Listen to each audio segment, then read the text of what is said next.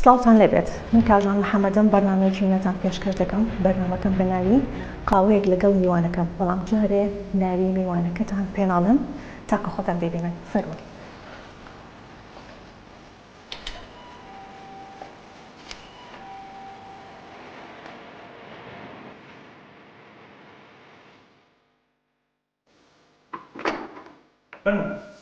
سڵاو لێبێت دکتۆر گیان باشی تەندروستیتان چۆنە؟ حاڵتان باشش کرد؟ سپاستان بکەم. بەرنامەی قاوەیەک لەگەڵ میوانەکەم ئەمڕۆ تایبەتە بە قاوەیەک لەگەڵ دکتۆر یوسف محەممەد سەرۆکی خولی پێشووتری پەرلەمانی کوردستان پێکەوە دەچین قاوەیەکی تاڵ حاضر دەکەین بە گفتوگۆیەکی شیرین فەرمووی. حزي شي لك شنو بيت أنا مش لازم حزي حزي لك شنو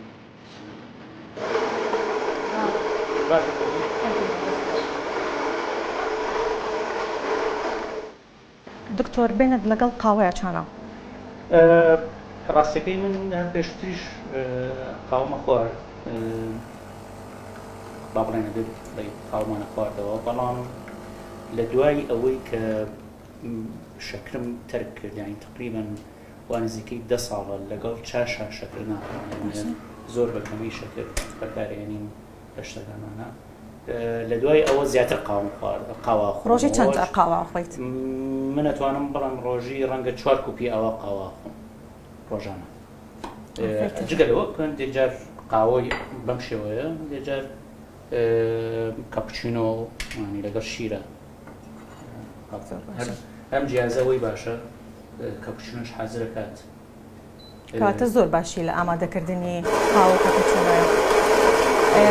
بۆ جیازەکە باشە ئەم وەسفی نەکە بکەم بەڵام ئەم جیازەوەی باشە قاوەکە بەدەنێک تێکی خۆی هاڕێ و لەگەڵیشە حازرێکە و نەبێ و ئەگەر بتەوێت کاپچینۆش حازرکەی شیرەکەکەی ئێرە بۆشی شیرەکە نەکات تەقیرێکە بۆ ئەوەی بۆ کاپچینۆ حازر دکتۆر قاوەی دەستی کێ خۆشە؟ وەڵا بەڵام چی بۆی پەیوەندی بۆ هەیە کە کێت خۆشەوێ بەدڵنیاییەوە قاوەی دەستی ئەو خۆشە تەوان ئێمە لە سەرۆکاتی پەرلەمان کە ئەو کاتی لە سەرۆکاتی پەرلەمان بووین زیاتر قاوەی قەزوانمان پێشکەشی هینەکانمانە کرد پێشکەشی میوانەکانمانە کرد و پێشمانەوتن یعنی ئەو میوانە بیانیانی کە هاتن پێمانەوتن ئەمە قاوەی کوردیە بچین ئەمە قاوەی کوردیە یعنی وەکو براندێکی کوردی پێشکەشی میوانەکانمانە کردووەوانە بەڵام وەکو باسم کرد پێم وتفەر قاوەی عەرەبیە گەرەوانە خۆیان حازریکەن خۆش حازریەکەن نابێت دکتۆر من هەر پێشەکەم تەمادەم قاوەکەت پێ پێشکەوە لە ماڵەوە ئێمە ئێستا ئەم جۆرە لە قاوە ئەمە زیاتر ئەمریکانۆیە ئەمە هین لەو قاوانە نییە کە لە ماڵەوە دروستەکرێەوەە بەڵام ئەوەی کە لە ماڵەوە دروستەکرێ جگەل لەوەی کە خەڵکی ئێمە قاوەی هین بەکارێنێ خەڵکی ئێمە قاوەی قەزوان بەکارێنێ کە ئێوە خۆتان زانە و قاوەی زیاتر لە کوردستانی باکوور حازرەکرێەوە هاڕاوەکە بێەوەیە بەڵام ئەوەی لە ماڵەوە حازرەکرێ یان قاوەی عەرەبیە یان قاوەی تورکیە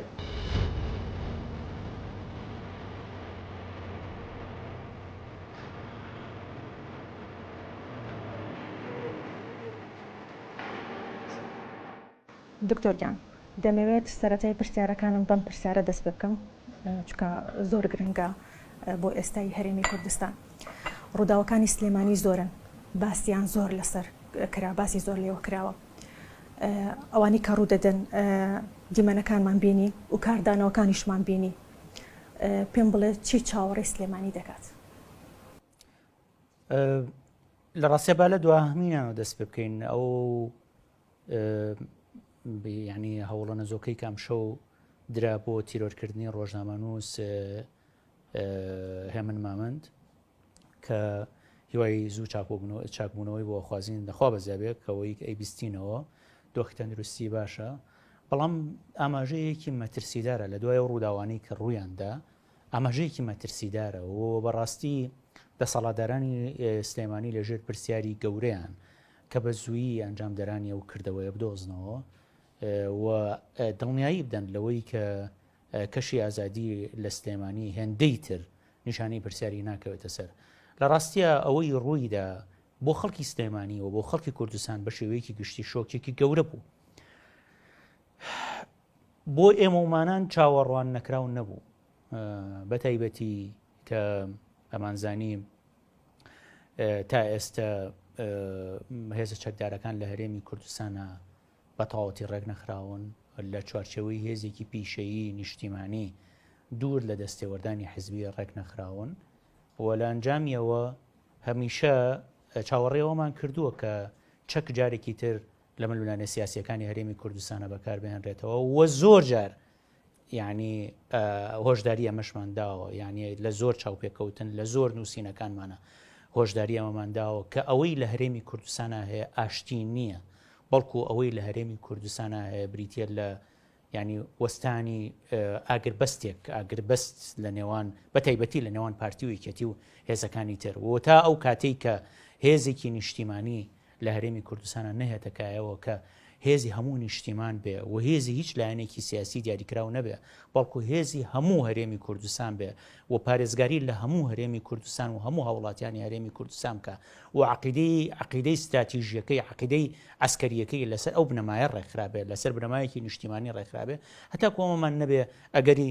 دروستبوونەوەی ئەم جۆرە لە کێشە و ململانی چەکداریە بوونی هەیە لە هەرێمی کوردستان. بەس باوەڕ هەبێ، یعنی باوەڕ هەبێ زۆر جار من خۆم لە ئاستی شخصی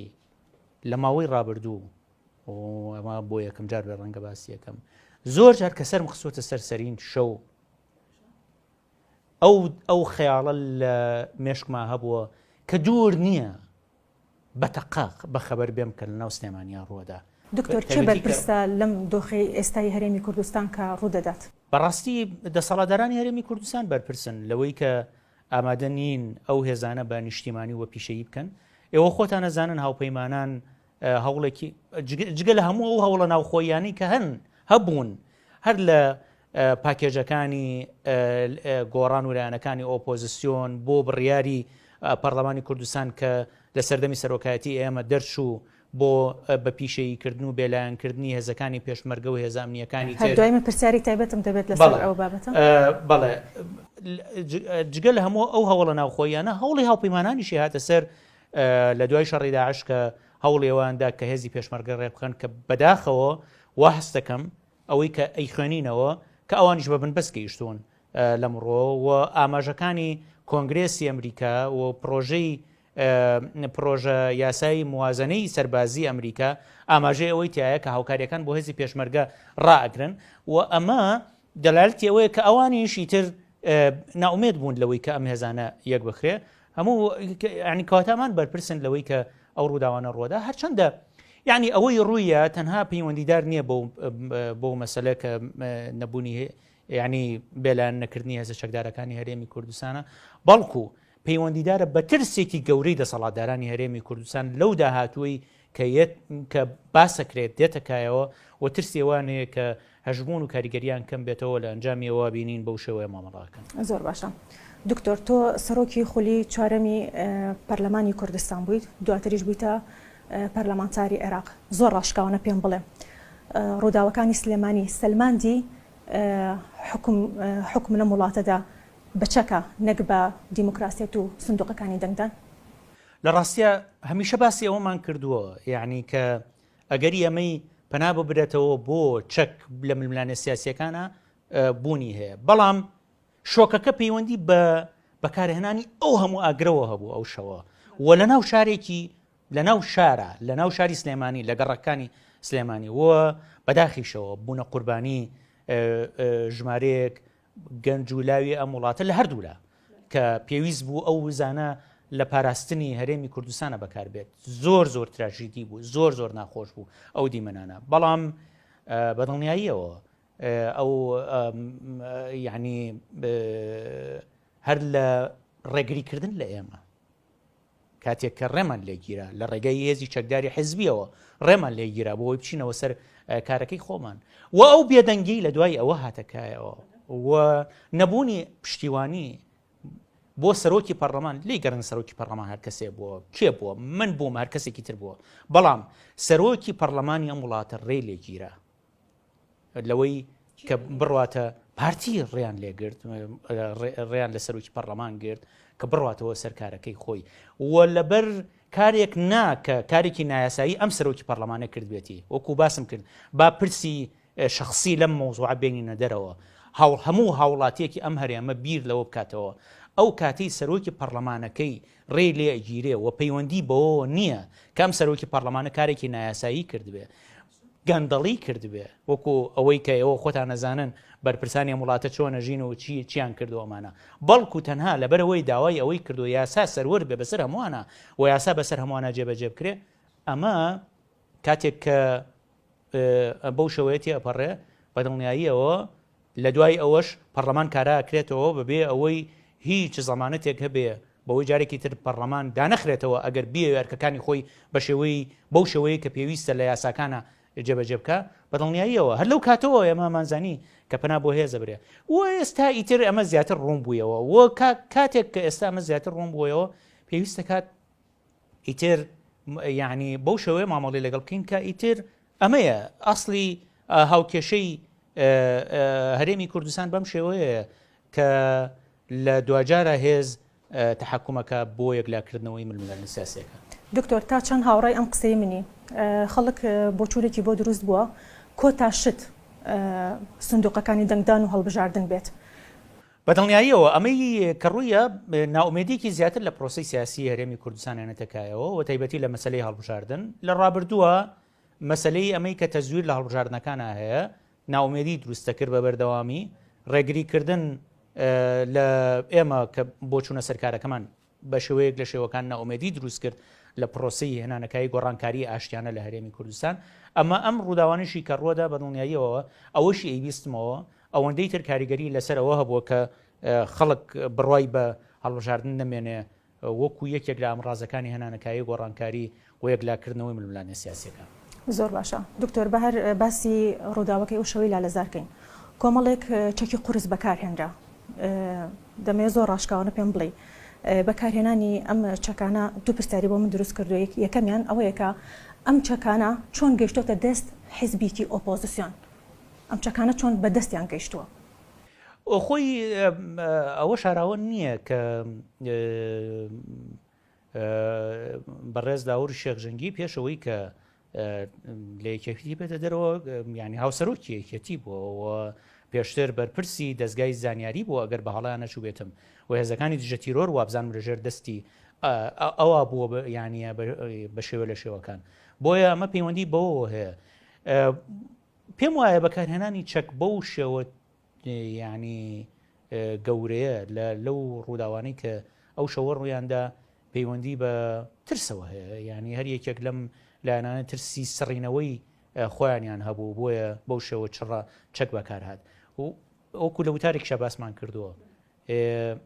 سەیریکە بۆ مفارەقە ئەو چەکەی کە پێیان وایە ئەمە ئەیان پارێزەیە ئەم چەکە گەورەترین مەترسیە لە سەریان لەسەر دەسەڵاتدارانی هەرێمی کوردستان بەوەی کە هەر ئەم چەکە ڕەنگە ڕۆژێک لە ڕۆژان دژ بە خۆیان بەکار بهێنرێ و وەکو لە وتارەکەشە باسمان کردووە یعنی ئەگەر هێزە چەکدارەکانی هەرێمی کوردستان ڕێک نەخرێن بەدڵنیاییەوە ناتوانرێ وەلاعاتی سیاسی ئەم هێزە چەکدارانە بۆ هەتایە یعنی هیم کرێت مسەوگەر بکرێت یعنی هەر وێنەکان سێرکە ئەو خەڵکانەی کە لە هەردوو تەڕەفەکە بوون وێنەکان سێرکە بزانە چۆن وەلاعات گۆڕانکاری بەسەر هاتەوە بۆیە بۆ پاراستنی خۆیان دەسەڵاتدارانی هەرێمی کوردستان بە تایبەتی سەرانی پارتی و یەکێتی بۆ پاراستنی خۆیان و بۆ پاراستنی هەرێمی کوردستان و بۆ پاراستنی قەواری هەرێمی کوردستان و بۆ پاراستنی خەڵکی هەرێمی کوردستان زۆر گرنگە ئەم هێزانە بێلایەن بکەن ململانە سیاسیەکانیان لە ڕێگای یعنی ململانی ئاشتیانە و یەکلا بکەنەوە نەک لە ڕێگای چەک. دکتۆر هەر لەسەر ئەوە هێزە ئەمنیەکان ئەو چەکانی کە ئەو شەوە بەکاریان هێنا هاوپەیمانان ئەو چەکانیان پێدا بوون بۆ کاتی شەڕی داعش لە کاتێکدا کە ئەوان ئەو چەکانیان بەکارهێنا بۆ هاوپەیمانان بێدەنگ بوون. هاوپەیمانان وەکو باسم کرد یعنی ئێستا طبعا بەداخەوە زۆر جار ئێمە ژوور ژوور یان دەسەڵاتدارانی هەرێمی کوردستان و ئێمەش بە شێوەیەکی گشتی ژوور هەڵسەنگاندنەکەین بۆ حەجمی خۆمان بۆ قەبارەی خۆمان لەناو ململانێ نێودەوڵەتیەکانە. تۆ جەناب دەزانیت ئێستا یعنی ململانەیەکی گەورەی نێودەوڵەتی و شەڕێکی گەورەی نێودەوڵەتی لە ئەوروپا هەیە کە شەڕی ئۆکراینە و بە هەمان شێوە شەڕێکی گەورەی نێودەوڵەتی لەم ناوچەی ئێمە لە ڕۆژهەڵاتی ناوەڕاستەیە کە دوور نییە نەخشەی ئەم ناوچەیە گۆڕانکاری بەسەرا بێنێت کە بریتێ لە شەڕی ئیسرائیل و دەوڵەتەکانی دەوروبەری لە دوای 7 ئۆکتۆبرەوە. ئەمە جگە لەوەی کە یعنی احتیمامی بۆ نمونە ئەمریکا زیاتر بەرەو باشووری ڕۆژهەڵاتی ئاسیا و سین و ئەو ناوچانەیە. بۆیە ئێمە اینێکی بچووکترمان داگیر کردووە لە احتیماماتی نێودەوڵەتی. بەڵام وەکو باسم کرد ئەوان زۆر بە دوای ئەوە بوون کە هێزی پێشمەرگە یەک بخەن وە هاو شێوەی هێزەکانی هەسەدە هێزێکی نظامی بێ بەو شێوەیە بێ کە بتوانرێ بەرەنگاری مەترسیە ناوچەیەکان ببێتەوە. بۆیە بینین هەسەدە لەبەرەوەی هێزێکی منەظەمە هێزێکە تا ڕادەیەکی زۆر لە دەرەوەی ئینتیمای قەومی و مەذهبی و سیاسیە ئەبینی لەو پرۆژەی موازنەی ئەمریکایە هینەکەی بەردەوامە موازنەکەی بەردەوامە بێ ئەو هاوکاریانی کە هاوکاری هەسەدەی بەردەوام بێ و ڕەنگە زیایشکە هێزی ژەتیرۆری عێراق بە هەمان شێوە ڕەنگە هاوکاریەکان بۆی زیاکە. بەڵام ئەوەی کە هاوکاریەکانی ئەوەستی هێزی پێشمەرگەیە کەواتە ئەمە دەلالەتی ئەوەی کەوانە ئیتر ناومێت بوون ینی ڕەنگە ئیترەوەنە دەری نەبڕن بەڵام لە ئەنجامی کە ناومێت بوون بێدەنگی لە وەزعەکە دەڵێن. باش دکتۆر لە لوبنان تەنانەت لە عێراقیش کاتێک کە هەڵبژاردن دەکرێت کۆمەڵگەی نێودەوڵەتی ڕاستەوخۆ دێتە سەر خەت سەرەتا داوای پێکهێنانی حکومەت دەکات دواتریش ئاگاداریان دەکاتەوە لەوەی کە پێکهێنانی حکومەت دوانەکەوێت. بەڵام کۆمەڵگەی نێودەوڵەتی لە پێکهێنانی حکومەتی کابینەی نوێی حکومەت بێدەنگە. ئەمە بۆ چی گەڕێنیتەوە؟ ئەمەش پەیوەندیدارە بەوەی کە وەکو چۆن ئێمە لە هەرێمی کوردستان خۆمان ئەزانین کە هەرێمی کوردستان دابش بووە بەسەر ناوچەکانی نفوزی پارتی و یەکێتی و دەسەڵاتی ئەمری واقع لە هەرێمی کوردستان تحکم بە ڕووداوەکانەوەکە ئەوانیش لەوە تێگەیشتون کە بوونی حکوومەت یان نەبوونی حکوومەت بوونی پەرلەمان یان نەبوونی پەرلەمان کاریگەری کەوتووە بەجێ نایڵێ ئەوەی کە لە هەرێمی کوردستانە تحکومەکە ئەو دەسەڵاتی ئەمری واقع حیزبیانن کە هەن و شتێکی تری شاراوە نییە بێت ئەوەش بزانین کە لە ئاستی نێودەوڵەتی ئەو دینامیکیەتی کە ئێستا بەڕێوە چێ پرسی دیموکراسی زۆر بەلاوە گرنگ نەماوە بە تایبەتی لە ئەمریکا لە ویلایەتە یەکگرتوەکانی ئەمریکا پرسی دیموکراسی و ئەوە یعنی نیشن بیلدینگ و دروستکردنی دیموکراسی ئەولوێتێکی ئەوتۆی نەماوە و ئەوان استقراریان بەلاوە گرنگە و یعنی وەکو باسیشم کرد ناومێت بوون لەوەی کە ئەم هەمووە داوای ئەوە کەن کە دیموکراسی بەرقەرار بێ مافەکانی مرۆڤ پارێزراو بێ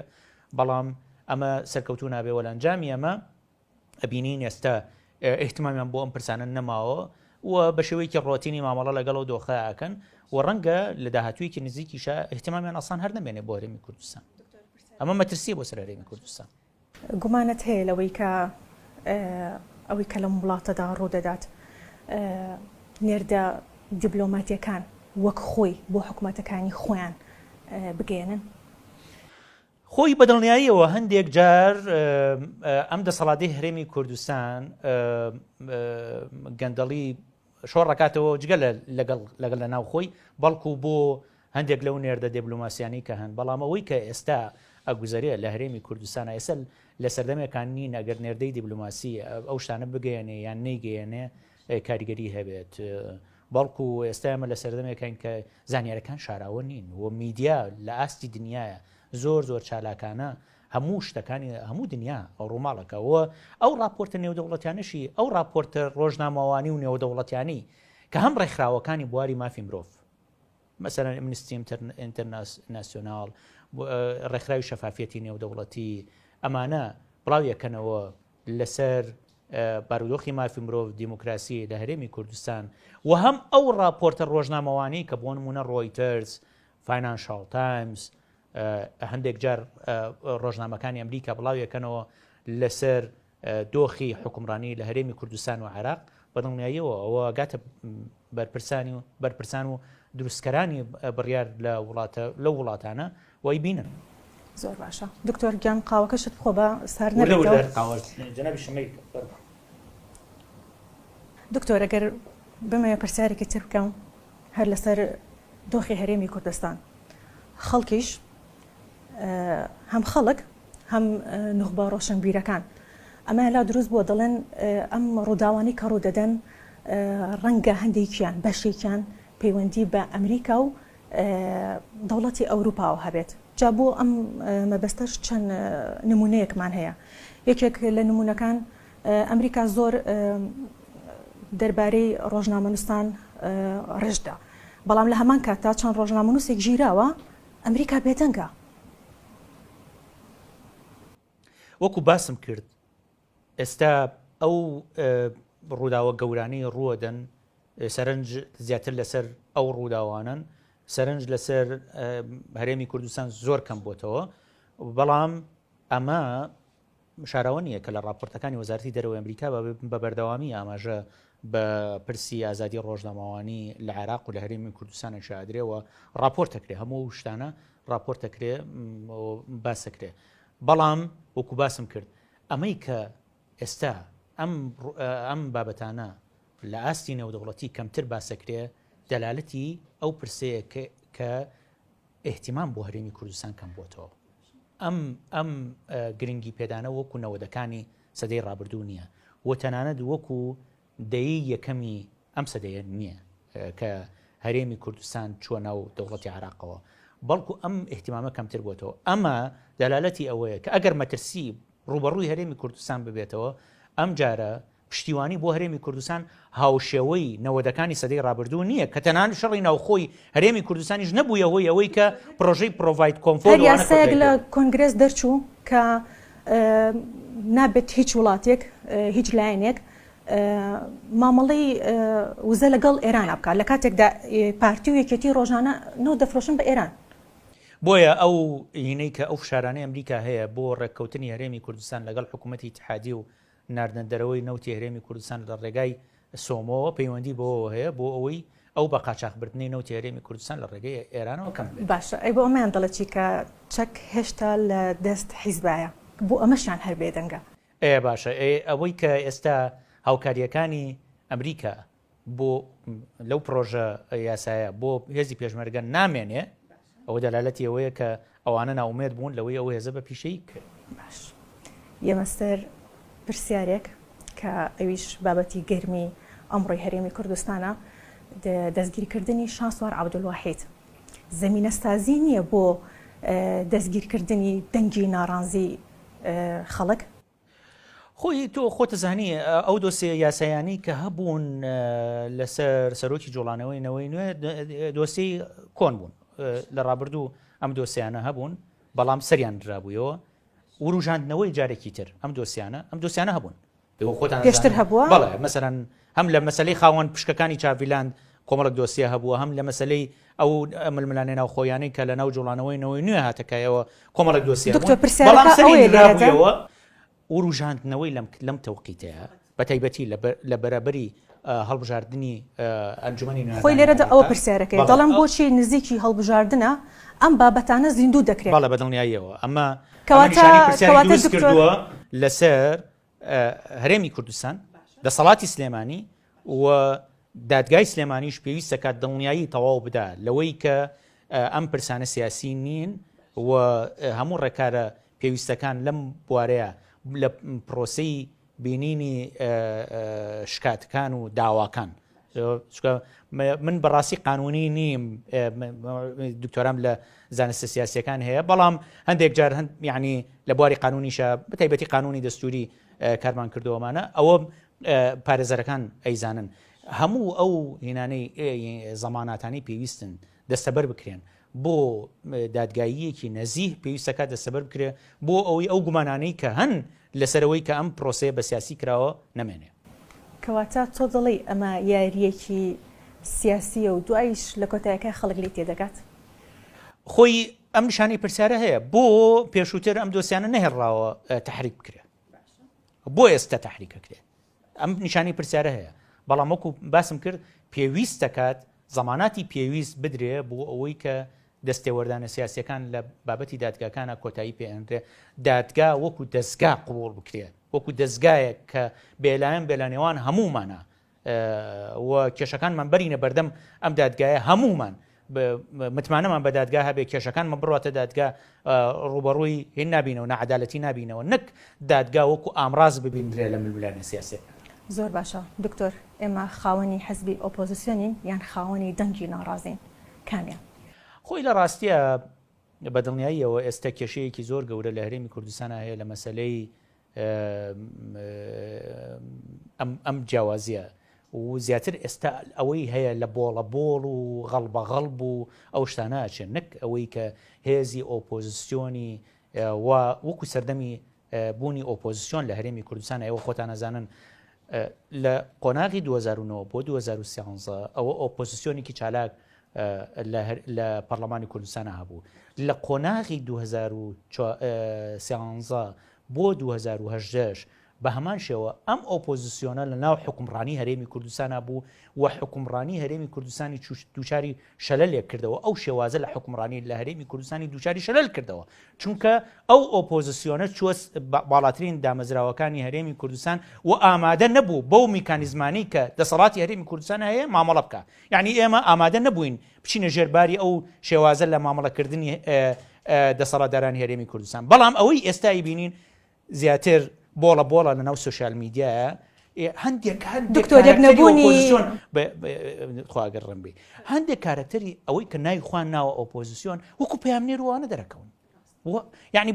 خۆکاری پەیامنێری کارێکی کەم نییە کاری ڕۆژنامەوانی کارێکی زۆر گرنگە بەڵام کاری ڕۆژنامەوانی جیاوازە لە کاری پەرلەمانتاری لە کاری سیاسی یعنی سێری کە من هەموو جارێ ئەم نمونەیەنمەوە شیرین ئەبوو عاقلێ پەیامنێرێک کە کوژرا چه هەڵایەکی گەورە لەسەر ئاستی نێودەوڵەتی دروست بوو لەسەر ئەم پەیامنێرە پەیامنێری وامان هەیە زۆر لە سیاسی دنیا بەناوبانگترە بەڵام ئەو کاری پەیامنێری خۆیەکە کاری پەیامنێری جیاوازە لە کاری پەرلەمانتاری لە کاری سیاسی ئەبینی وەکو پەیامنێریان لێ هاتووە بەیانی ئەڵێ وەڵا یەت موچەکەیە نیوەڕۆڵێ وەڵا ئەوە عەرقەلەیەکی تێکەوت چیەوە شەو پێش خەوتن جارێکی تر بەزمێک دروست دەکاتەوە و دیسانەوە دڵی خەڵکە خاتە خورپەوە کاکە ئەمە نەکاری پەرلەمانتاریە ئەمە نەکاری ئۆپۆزیسیۆنە نەکاری سیاسیە بۆیە زۆر پێویست دەکات کە یعنی ئەمەش ڕێ بخرێتەوە و بەو شێوەیە نابێت. دکتۆر یەک نەبوونی حزب ئۆپۆزیسیۆنەکان کاریگەری هەیە لەسەر خەڵک و دەنگی شەقام؟ بەدڵنیاییەوە کاریگەری هەیە چۆن کاریگەری نییە یعنی ئەوانە بەداخەوە هەندێکیان هەستیان بە بەرپرسیارەتی نەکرد یعنی زۆر هەوڵماندا کە بە تایبەتی لەم قۆناغی ئێستایە ئاراستی سێهەم لە هەرێمی کوردستانە دروست ببێتەوە ئەو لاوازیەی لە ئۆپۆزیسیۆنە هەیە هەوڵیەوە بدرێت بە یەکبوونی هەموو لایەک ئەو لاوازیە کۆنتترۆل بکرێ بەڵام بۆ ئەمە ئاراستی سێهەم لە هەرێمی کوردستان دروست بێتەوە بۆ وەستاندنی دەسەڵات لە بەردەوامیدان بە پرۆژەکانی خۆی و لە هەمان کاتیشە بۆ هەڵبژاردننی داهاتوی ئەنجومەنی نوێنرانی عراق ئەمە پێویست بوو. زۆر باشە دکتۆر دێمە سەر پرسیاری ئەوەی کە ئایا ئەمە دەنگۆیە یان جێبەجێ دەکرێت یان هەر قسەیەکە و دەکرێت و هیچی تر لەم چەند ڕۆژەی ڕابردوودا بڵاو کرایەوەنێکە هێزەکانی ئەمریکا لە عێراق دەکشێنەوە ئەمە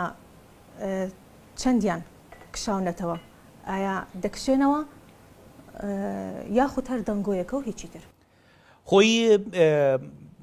عێراق و ویلایەتە یەکگرتووەکانی ئەمریکا و هاوپەیمانانی تریش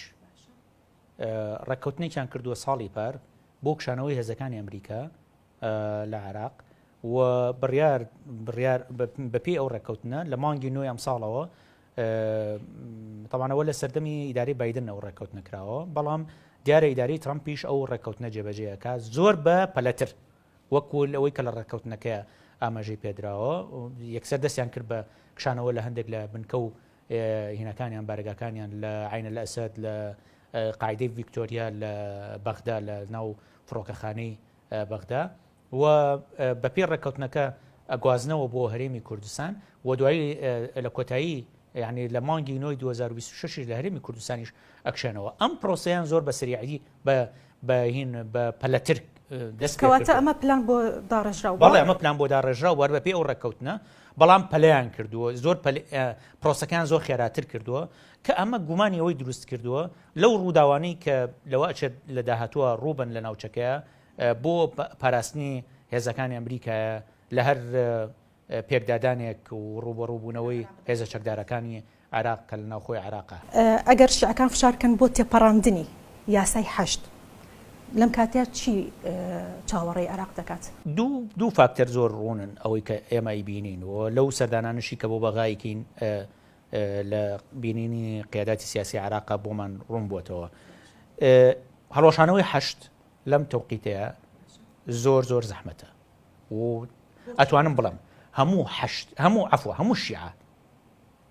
تەبان لەسەر یەکشت بەوانی کە زۆر ناتەبان بە یەکیشەوە یعنی بۆ نمونە بەڕێستە زانیت تیاری سەدری زۆر ناکۆکە لەگەڵ چوارچەوەی هەماهەنگی بەڵام تیاری سەدری و چوارچەوەی هەماهەنگی و مەرجعیەتی شیعە و هەمویان ڕەنگە ئێستا لەم قۆناغەیە هەمویان کۆکن لەسەرمانەوەی حەشت بە تایبەتی لە دوای ئەو ڕووداوانەی کە لە سووریا ڕوویاندا پێیان وایە مەترسی لەسەریان هەیە لەسەر شیعە لە عراقا هەیە تەنانەت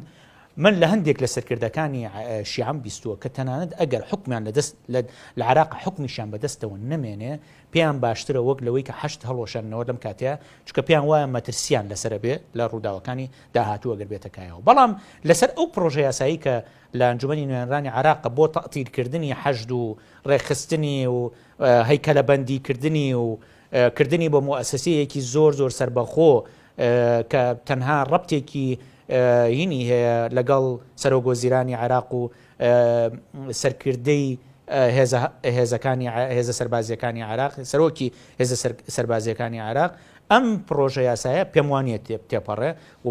بەشێکی زۆری بیرمەندانی عەفو میانڕەوەکانی ناو شیعەش پێیان وایە کە لەم کاتەیە مەترسیە لەسەر خۆیان و لەسەر عراق کە ئەم پرۆژە یاسایە تێپەڕێنن بۆیە پێم وانە پرۆژە یاساکە تێپەڕێ ئەمەی کە ئێستا لە ئەنجومەنی نوێنرانی عراق جا من بە نووسراوێکی تۆ بۆ بەرنامەکەم کۆتایی بە بەرنامەکە دەهێنین تا ئەڵقەیەکی تر هەر شاد بێت جا دکتۆر گیان